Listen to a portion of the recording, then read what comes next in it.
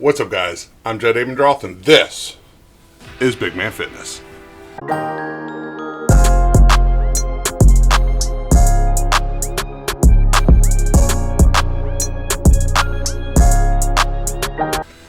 Hope you guys had a great week. I've had an amazing week, and, well, it's time for the 4th of July. Our independence, and, well, I finally found a shirt that I haven't worn in a while that, well, this is feeling good. More motivation to, well, just keep going. So today, let's discuss macros. And again, I've talked about the diet I'm doing and why it's right for me right now. It's not going to be right for me forever. And why it might not be right for you. So, let's dig into this.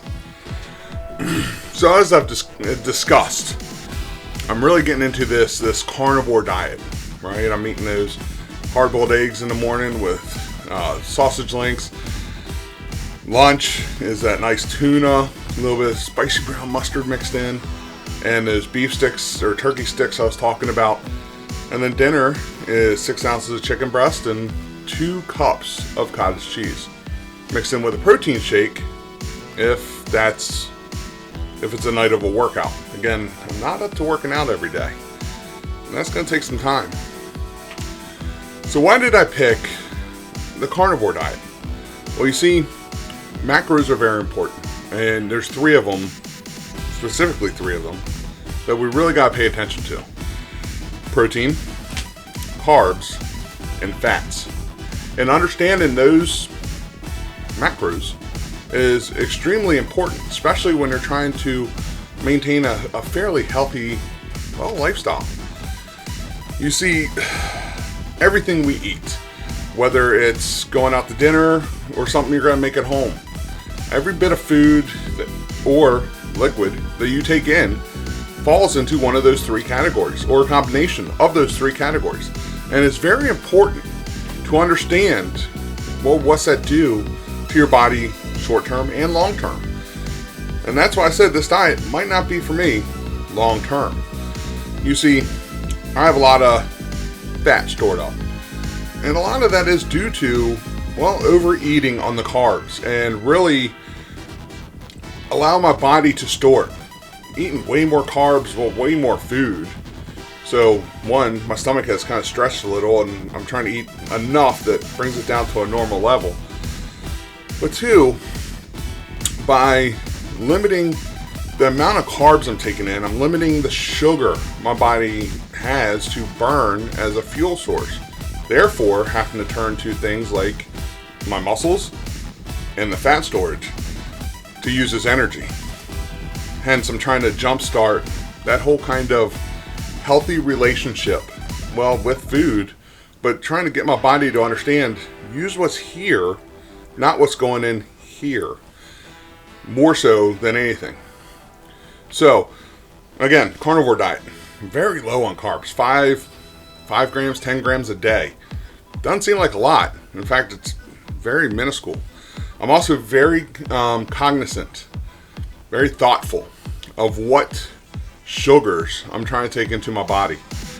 So I'm staying away from fruits, especially fruits. Natural sugars, much better than processed sugars, but they're still sugars. So little things like that, I have to be very careful around.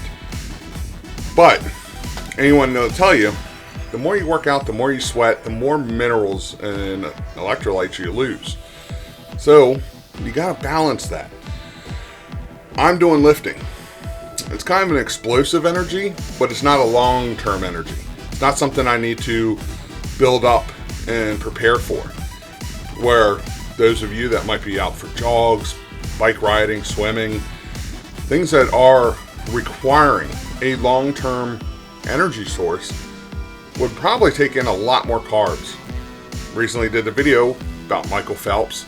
You saw, especially in the old report, back in 2008, how many carbs he took in, because he's going to burn a ton of energy swimming these events. So when he practices, more so when he actually competes, he needs not just explosive energy, but long-term energy, something that's going to help propel him and allow his muscles to just keep pushing and pushing. Me, I'm doing like half an hour to an hour on my workouts, and lifting, though it does require energy, doesn't need that long-term energy that like someone like Michael Phelps or just an average runner, walker, bicyclist, swimmer is going to need. So I don't need the carbs right now. I will though, and there's a point to this. So I'm trying to jumpstart my body and say, hey, we need to focus on burning more of this. And my body's been doing a great job of it. Again, wearing a shirt, I haven't worn it in like 2 years, maybe a year and a half. It's been a long time, and I'm excited about it. Doesn't fit 100% the way I wanted to, but you know what? We're getting there, and that's what's important. Getting into shirts that I love, but haven't been able to wear for a while. The weight I've been losing. Again, I haven't really weighed myself, but I can feel it. The notches in the belt, like I've talked about, just the overall facial slimming, just little things I find and I see. So why is this diet not 100% for me long term? And I think that's important to note when it comes to the carnivore diet. It's not really meant to be long term. Now, I am going to go a little more than my original plan of 1 month, maybe 2 months. I'm seeing good progress, but I still feel that tiredness, a little lethargic. So I know that at some point I'm going to have to start reintroducing carbs, albeit at a much lower level than what I used to do. I'm not jogging right now. So that's kind of a big take. I was taking in a lot of carbs because I was going for those jogs every day. Well, now I'm trying to cut that out. One, my knees just can't really handle it anymore. And two, I need to focus on trying to get those muscles to build and repair. Which, again, when you're not taking in carbs, where your two sources are your muscles, and your fat for burning to create energy. So if I have the muscles constantly trying to rebuild, they're requiring energy as well, even when I'm not working out. That's where this comes in. My body is pulling the stores, burning what's in here to help with the energy required, plus ATP of the protein I'm taking in, to help rebuild the muscles I'm creating small little micro tears in.